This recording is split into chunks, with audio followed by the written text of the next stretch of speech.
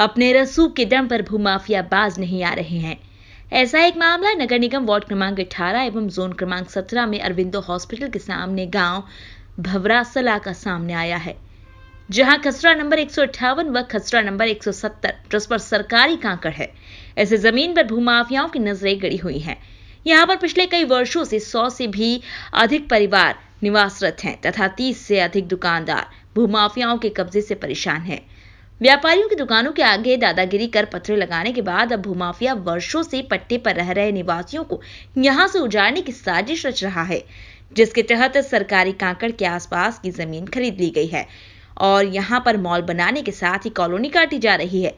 सरकारी कांकड़ पर बने मकानों के निवासियों ने बताया कि उनके पास इस जमीन के पट्टे हैं, बिजली के बिल हैं, वोटर कार्ड हैं और वे वर्षों से यहां पर रह रहे हैं, किंतु अब कथित भूमाफिया उन्हें यहां से उजाड़ने की कोशिश करने में लगे हुए हैं। अरविंदो हॉस्पिटल के मालिक डॉक्टर विनोद भंडारी द्वारा सर्विस रोड पर पत्थर लगाकर अवैधानिक रूप से कब्जा किया गया है। वहीं यहां पर व्यापार करने वाले लोगों को बलपूर्वक हटा दिया है। यहां के व्यापारी राजेश तिवारी ने बताया कि यह सरकारी जमीन है और खसरा नंबर 158 है। इन्हीं भूमाफियाओं ने यहां पत्थर लगाए हैं, यह सभी अवैधानिक है। तिवारी ने बताया कि भूमाफियाओं द्वारा उनकी दुकान के शेड एंगल हटाकर पत्रे वगैरह निकाल दिए गए हैं। वर्षों से व्यापार कर रहे व्यापारियों को बलपूर्वक हटवाकर पत्रे लगाकर उन्हें परेशान किया जा रहा है। कथित भूमाफियाओं की ओर से उनके चौकीदार भी यहां पर दादागिरी करते हैं तथा व्यापारियों को उनके स्वयं की जमीन पर भी खड़े नहीं रहने देते। 1 नवंबर सोमवार को राजेश तिवारी ने मीडिया से चर्चा में बताया कि इस मामले में नगर निगम में की गई कंप्लेंट पर उनके हक में फैसला किया है और सीएम हेल्पलाइन पर भी बताया गया है। टाउन एंड कंट्री प्लानिंग में शिकायतों के बाद सूचना का अधिकार अधिनियम एक्ट के तहत जवाब मांगा था और उसके बाद अभियुक्तों के खिलाफ कार्रवाई करते हुए विगत 5 माह से काम बंद किया गया था और बिना किसी निर्णय दस्तावेज के अवैधानिक तरीके से निर्माण कार्य शुरू किया गया है।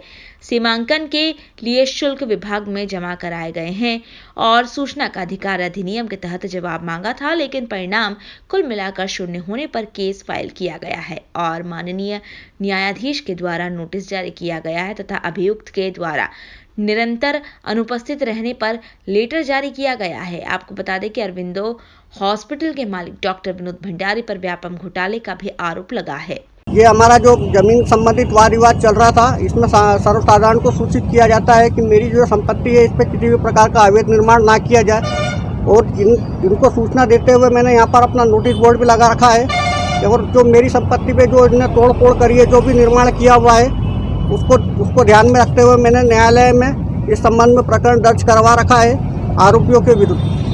ये कौन लोग हैं और किस तरह का कृत्य? ये सर, ये जो डॉक्टर विनोद कुमार भंडारी, मंजू भंडारी और अन्य जो उनके अभिभावक है वो लोग उसमें शामिल है। उन लोगों के द्वारा मेरी संपत्ति पे तोड़ फोड़ की गई है। ये जो आपने यहाँ पे कोर्ट का फैसला लिख रखा है, क्या है, क्या मामला है? ये सर कोर्ट में हमने जो स्टे के लिए अप्लाई करा था वो है और साथ में इनके द्वारा जो अवैधानिक कार्य किया जा रहा है उसको रोकने हेतु याचिका दायर करी है। उसके संबंध में ये मतलब न्यायालय में प्रकरण दर्ज करा रखा है।